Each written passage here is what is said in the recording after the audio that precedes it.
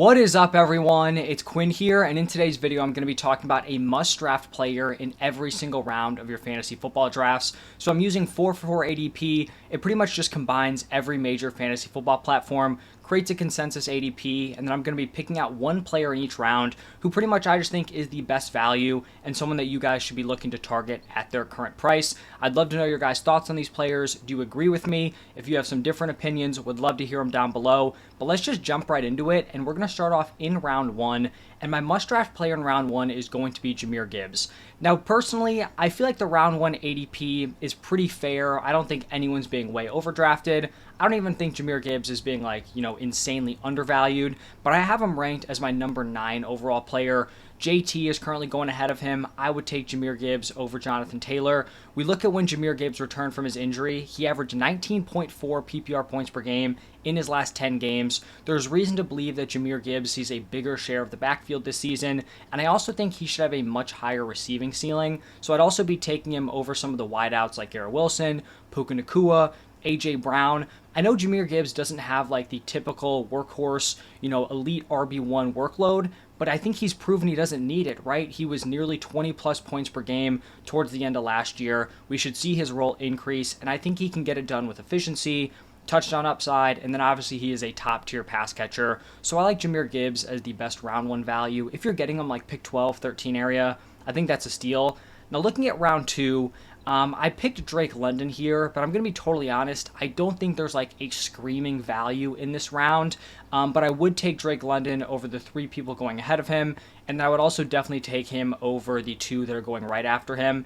For Drake London here, he's proven to be a very, very talented player. Now he's in an infinitely better situation this year with Kirk Cousins coming in at quarterback. Arthur Smith is gone. And after the wide receivers like the A.J. Brown, Garrett Wilson, Puka Nacua tier, I feel like there's a pretty significant fall off. But for me, in that tier after those guys, I have Marvin Harrison Jr., and then I have Drake London up next. I just think he has a much higher ceiling than some of the other options within that tier. So even though we haven't seen him actually put it together yet, right? He hasn't put together like a top 24 fantasy season. He hasn't put together a wide receiver 1 season. I think he has the upside to do so this year. So Drake London would be my pick here in round 2, but I'm not necessarily over the moon on drafting him. I would take him a few spots earlier, but he's my pick for round 2. Now looking at round 3, this one's pretty clear for me. It's going to be Devon Achane. And in my opinion, he is one of the more mispriced players, we're going to see in pretty much this entire video. I'd be willing to draft him in the early to mid-second. I could get him here in round 3, so I think that's obviously a steal. We saw him finish as a rookie as the running back 5 in points per game. In his healthy matchups, he averaged 20.8 PPR points per game, and he did that, running back 5 in points per game, with a 40% opportunity share. He wasn't even getting half the backfield, and he was still like a mid-tier fantasy running back 1. We know his efficiency is going to be great. He was the most efficient running back in the NFL last year. I just think he's a perfect fit within this Dolphins offense, and I also think there's reason to believe, similar to Jahmyr Gibbs, that Devon Achane sees his role improve in 2024. He's not going to be your prototypical high-end fantasy running back 1 in terms of someone who's dominating the opportunities, getting close to 20 carries per game, but he just straight up does not need that usage to produce. You bump this dude up from a 40% opportunity share to 50, 55%. I mean, you could be getting high-end running back 1 production, and you're drafting that in round 3. So for me, he is a no-brainer pick here. Now looking at round 4, my must-draft player here is going to be Malik Nabers. I kind of already mentioned this, but I feel like the wide receiver position from the back-end wide receiver 1 territory through the wide receiver 2s, the top 24, even 25, 26, 27 guys, it feels very, very flat. I don't think there are going to be a ton of consensus players that are always going off the board as the wide receiver 10, wide receiver 11, wide receiver 12. I think it's going to vary a lot, based on the platforms. And I think we're in this tough spot where within that range, you have proven wide receivers. Some of these guys may have even already delivered wide receiver 1 seasons, high upside seasons, but they're currently in crowded wide receiver rooms. Guys like, Nico Collins, Tank Dell, Stephon Diggs, they come to mind. Even Deebo Samuel, Brandon Ayuk, they're in, pretty crowded weapon rooms. DJ Moore, also in a very congested group of weapons. And then you also have, some guys who maybe don't have a ton of target competition, but are in poor offensive situations. I kind of feel like Malik Nabers falls into that group, but I'm willing to take a swing on his uncertainty. Marvin Harrison Jr. with a good landing spot is an early second round pick. In my opinion, talent for talent, Marvin Harrison Jr. and Malik Neighbors are neck and neck. Like for my rookie rankings, it pretty much was just going to come down to who had the better landing spot. Marvin Harrison Jr. got the better landing spot, so he was my wide receiver 1 from this class. If the landing spots were flipped, Malik Neighbors, I would feel just as good about him, going to the Cardinals here. So I think if you're getting Marvin Harrison Jr. as a rookie in early round 2, I feel like Neighbors falling to the 4th.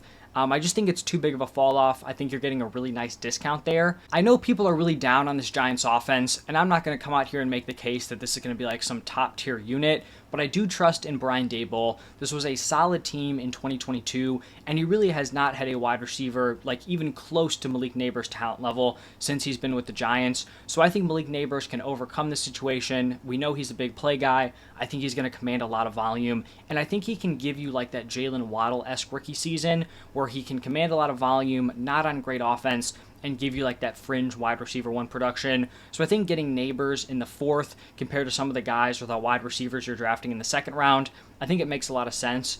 And then in round 5, we're going to stick around at the wide receiver position, and it's going to be Tank Dell, and he probably is going to be my favorite fantasy value this season. I've talked about this in multiple videos, but there were 7 games last year where Tank Dell and Nico Collins played together and both had over a 50% snap share. In those 7 games, Tank Dell averaged 18.8 PPR points per game. Nico Collins averaged 18.2. It's crazy to me that a rookie who had that type of production when they were healthy while also competing with another top wide receiver is now going this late in fantasy football drafts. Like, I understand it's going to be a crowded wide receiver room. You have Nico Collins, who is still there, signed to an extension. Stephon Diggs is coming in for at least this year, but I feel like Tank Dell is being treated like he is the locked in, set in, forget it third option, and like he's just going to be so clearly behind Nico Collins, Stephon Diggs, and I just don't think that's accurate. I don't think that's the assumption we should be making here. So I'm going to be hitting the draft button on 5th round Tank Dell literally every single time he's there. And then round 6, continuing on with the wide receivers, it's going to be Christian Kirk. And full transparency, like, I haven't been a big Christian Kirk guy over the past couple of years, but I think he's a pretty interesting pick this season.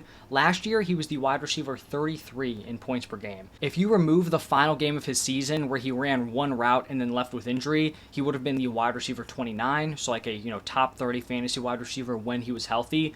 Calvin Ridley's gone. Ridley was the wide receiver 27 in points per game. They did add Brian Thomas Jr. and Gabe Davis, and I really like Brian Thomas Jr. I'm actually going to talk about him later in this video, but I think expecting him to come in and fully replicate Ridley's production is probably wishful thinking, especially since Ridley had like so many opportunities that were out there that he didn't convert. Like, the actual role that Ridley played and what his ceiling could have been was very, very high for fantasy. I don't know if Brian Thomas Jr., like, the expectation should be that he comes in and, does what Ridley could have done last year. But I do think, he's interesting as a rookie. But for Christian Kirk here, I think this Jaguars offense should be better this season. He should be looked at as the wide receiver 1 on this team. And I definitely would not be shocked if he turns in like a top 24 fantasy season. We saw him do it before Calvin Ridley was there in 2022. I think he was like wide receiver 18 in points per game. So we've seen it. I think he definitely can deliver that wide receiver 2 production, and you're getting him in the 6th round, so I think a nice price to pay for that. Now in round 7, another one of my favorite values, it's going to be Jonathan Brooks, and he was a round 2 pick in this year's NFL draft. He has a 3-down skill set, very solid runner, very good pass catcher, and he's heading to an offense with a head coach who just used Rachaad White like a complete workhorse for the Buccaneers. And I think without the torn ACL, Jonathan Brooks would probably be, I think at worst, like a 4th round pick. So if I'm getting him in round 7, where he'd probably be like round 3, round 4 without the injury, I will take that discount. I've talked about Brooks a ton. I'm not expecting him to give you amazing production right out of the gate. I think he will be healthy enough to play for week 1. I don't think they're going to run him into the ground coming off the torn ACL. So maybe he's splitting with Miles Sanders, Chuba Hubbard. So he's going to have that slow start, but I think he's going to end up being one of these rookies who kind of backloads his production and ends up being a league winner for you. So if you're getting that in round 7, I think that's an awesome price to pay.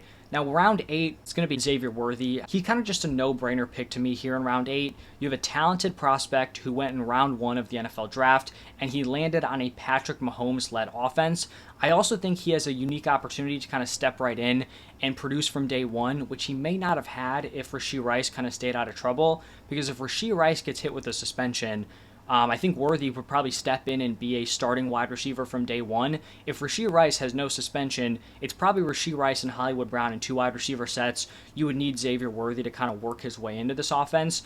If Rashee Rice is not playing, he has the opportunity to ball out from day one and potentially phase Rashee Rice out of this offense, who is kind of more used as like a gadget player. They're just getting the ball in his hands, low ADOT. Like, I don't think that role is super secure for Rashee Rice long term. So I just think this is a great price to draft the potential Chiefs wide receiver 1. Getting him in round 8, I think, it's a very solid pick there. And then round 9, I mentioned this guy earlier on. It's going to be Brian Thomas Jr., and I really like this fit between Thomas Jr. and Trevor Lawrence. In 2023, we saw Trevor Lawrence was 3rd in 20-plus yard passes. He was also top 10 in deep pass completion percentage. We saw last year Calvin Ridley was 8th in deep targets. He was 3rd in red zone targets, so he was getting a lot of those valuable looks. Last year, Brian Thomas Jr. caught 14 of his 18 20-plus yard passes. He led all wide receivers on yards from 20-plus yard passes, and he also led all wide receivers in touchdowns, obviously for college. So I just think this is a really nice fit. I think he can step into the role that Ridley had last year. I think he's going to have a lot of success. He's a talented first-round rookie pick with a nice landing spot to produce in year 1. That's just the type of profile I want to be drafting here in the 9th round. So Brian Thomas Jr., really like him. And then we're going to have another rookie here in round 10. It's going to be Keon Coleman. And I'm not someone who thinks that like Keon Coleman is some sort of flawless prospect. There are definitely some concerns, but the upside with this landing spot is undeniable. Stephon Diggs, Gabe Davis are gone. You have Kincaid, who's coming off a solid rookie season, but I don't think he's shown us enough where we think he's going to be some sort of like elite tight end here in 2024. At wide receiver, they added Curtis Samuel. You have Khalil Shakir going into year 3, but he really hasn't done a ton. Like, I'm not expecting him to, completely ball out here in his 3rd season.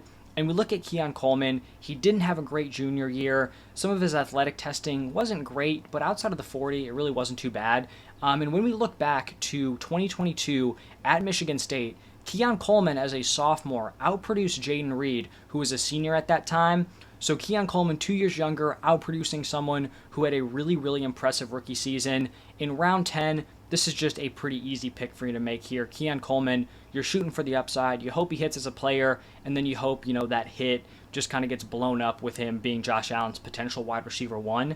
In round 11, we have another player who might be Josh Allen's wide receiver 1, and it's Curtis Samuel. And I'll also talk about Zach Charbonnet here. Looking at the Bills roster, Curtis Samuel is pretty much the only proven weapon here. He has a season where he averaged over 14 PPR points per game. This is by far the best offensive situation of his career. If the Bills aren't getting like huge contributions from Dalton Kincaid or like Keon Coleman, Khalil Shakir, I could definitely see Curtis Samuel putting up like fringe wide receiver 2 production and getting that in the double-digit rounds. I think it's just a dart that makes a lot of sense here. So like Curtis Samuel, and I've also talked about Zach Charbonnet a ton. I think I talked about both these guys in my sleeper video. I think at worst, Charbonnet is a very, very valuable handcuff, but I think he also has the upside to kind of force a committee here with Kenneth Walker. Definitely one of my favorite later round running back picks. And then round 12, my favorite must-draft player is going to be Marshawn Lloyd, rookie running back. And in the past, LaFleur has definitely loved to use a committee backfield. We've seen it in years with the Packers. He was even a guy who was kind of forcing a committee with Derrick Henry when he was offensive coordinator for the Titans. So I don't really think that's changing, especially based on, some of the comments he's made this offseason. I have confidence that Marshawn Lloyd's going to come in, beat out A.J. Dillon for that running back 2 spot. And I think if he straight up beats out A.J. Dillon, he could have some weekly flex value, like being like the 1B in a committee with Josh Jacobs. But I also just think there's no guarantee that Josh Jacobs is just not completely cooked. Like, I know he signed the 4-year deal, but the Packers have an out after this season. So he's like not guaranteed to be with them long term. He was really bad last year. After a very impressive 2022, Josh Jacobs was straight up, like I said, he was just straight up bad. So if he, continues to fall off, if he's not the same guy we saw before 2023, Marshawn Lloyd could end up leading this backfield, and I think that kind of upside in round 12, plus he also has that handcuff value added in. I think he's a smash pick here in the 12th round. So that's going to wrap it up for my must-draft player in every single round. Let me know your thoughts on these guys. Are you interested in taking these players at price? If you enjoyed the video, hit that like button, subscribe to the channel. But thank you all for stopping by, and I will see you in the next one.